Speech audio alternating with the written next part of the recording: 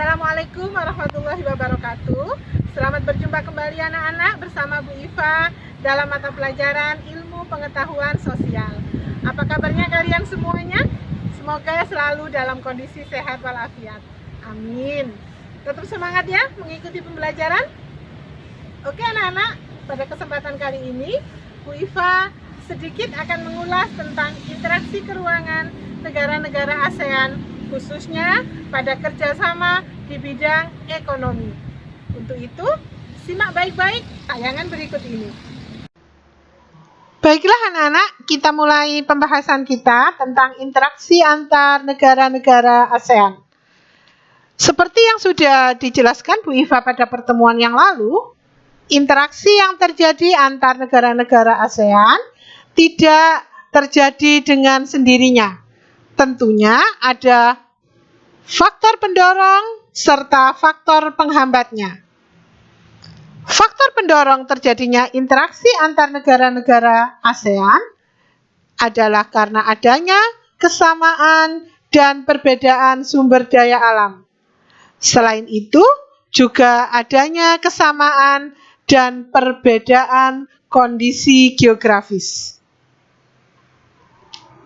Faktor penghambatnya adalah karena adanya perbedaan ideologi, adanya konflik dan peperangan, adanya kebijakan proteksi yang dilakukan oleh masing-masing negara, serta adanya perbedaan kepentingan di setiap negara.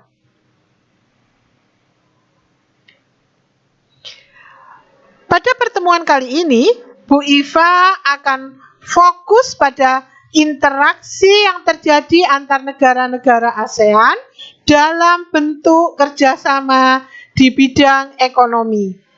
Kenapa Bu Iva fokus pada bidang ekonomi? Karena kegiatan ekonomi adalah kegiatan yang bertujuan untuk memenuhi seluruh kebutuhan hidup manusia, yang mana kegiatan perekonomian tersebut mencakup pada kegiatan konsumsi, kegiatan produksi, serta kegiatan distribusi.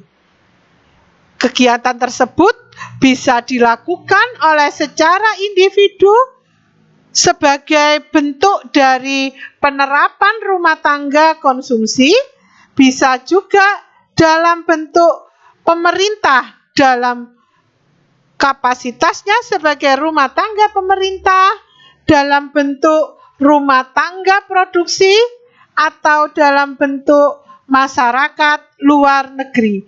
Jadi kesemuanya saling terkait.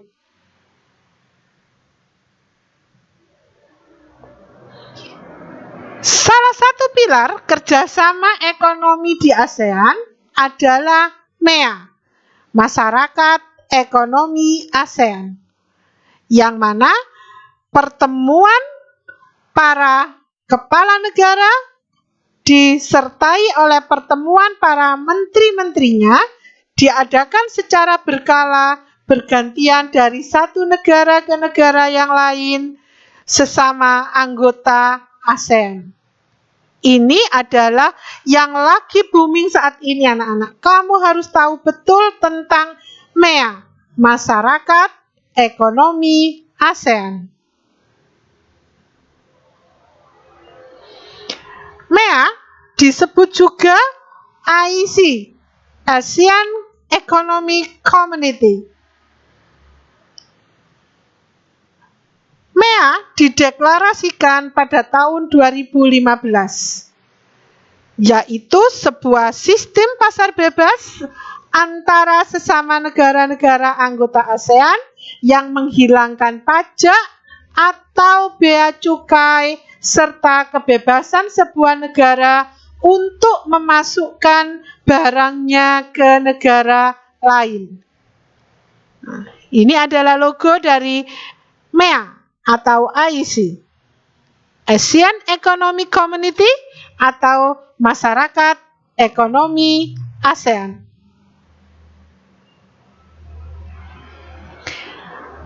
MEA disebut sebagai pasar bebas di kawasan Asia Tenggara.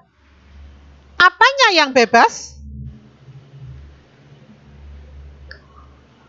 Yang bebas adalah arus barang, arus jasa, arus tenaga kerja terampil, arus modal, serta arus investasi.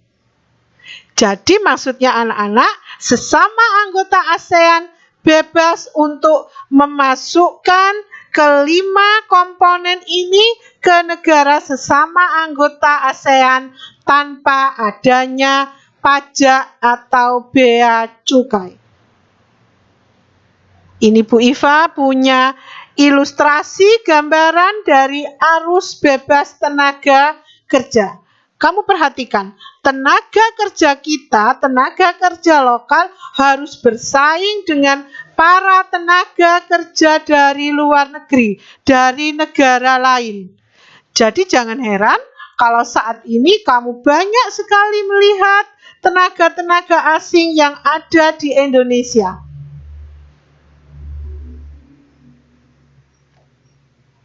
Contoh lainnya adalah arus bebas jasa. Kita mendatangkan tenaga ahli dari luar negeri ke negara kita. Kamu perhatikan, itu seorang tenaga ahli dari luar negeri sedang berdampingan dengan tenaga kerja dari Indonesia. Kemudian arus bebas barang, di antaranya yaitu ini sebuah contoh dari Malaysia, impor polimer kita dari Malaysia untuk bahan baku plastik. Kita banyak mendatangkan dari Malaysia, anak-anak. Ini satu di antara sekian ratus bahkan sekian ribu barang lain yang sudah ada di Indonesia. Contoh lainnya yaitu arus bebas berinvestasi di Indonesia. Nah, ini kalian pasti suka. Pernah datang ke AW, Pizza Hut, Burger King, KFC, McDonald. Ini adalah perusahaan-perusahaan dari luar negeri yang sudah berinvestasi di dalam negeri. Bisa jadi perusahaan ini sudah mengalahkan produk-produk lokal ya anak-anak ya. Ini adalah akibat atau dampak dari adanya MEA.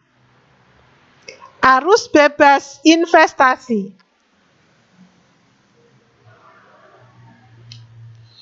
Selanjutnya anak-anak, dalam bentuk kerjasama ekonomi selain MEA, yang tidak kalah pentingnya juga adalah AFTA, ASEAN Free Trade Area. Apa itu AFTA? AFTA dideklarasikan pada tahun 1992. Merupakan kesepakatan yang dibentuk oleh negara-negara ASEAN untuk menciptakan suatu wilayah perdagangan bebas. Tujuannya adalah untuk meningkatkan daya saing ekonomi dan bisnis ASEAN di era dunia. Nah, ini adalah logo dari AFTA. Akhirnya kamu berpikir, loh Bu, apa bedanya MEA dengan AFTA? Kalau persamaannya, keduanya adalah sama-sama berada di kawasan Asia Tenggara. Bentuk kerjasama ekonomi di kawasan negara-negara ASEAN. Ini adalah perbedaan AFTA dan MEA. AFTA merupakan suatu kerjasama di bidang ekonomi negara-negara yang berada dalam kawasan ASEAN. AFTA sejatinya adalah satu bentuk kesepakatan yang dibuat untuk melahirkan kawasan perdagangan bebas di antara negara anggota ASEAN. MEA merupakan perluasan konsep integrasi ekonomi yang sebelumnya telah disepakati dalam AFTA. Jadi anak-anak, MEA itu adalah masyarakat yang masuk dalam kawasan perdagangan bebas atau masyarakat yang menjadi anggota AFTA. Dengan kata lain, AFTA itu adalah sebuah bentuk perjanjiannya yang mana di dalam AFTA tersebut terdapat masyarakat yang masuk atau yang ikut serta menjadi anggota AFTA dan ikut melaksanakan perdagangan bebas. Oke? Bisa difahami anak-anak?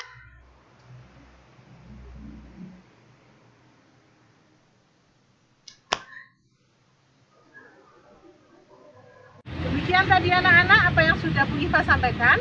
Semoga yang sedikit tadi bisa menambah wawasan dan pengetahuan kalian. Ingat, tetap belajar di rumah, jaga diri baik-baik, jaga kesehatan. Jika harus beraktivitas di luar rumah, terapkan social distancing. Sampai ketemu lagi di pertemuan mendatang. Assalamualaikum warahmatullahi wabarakatuh.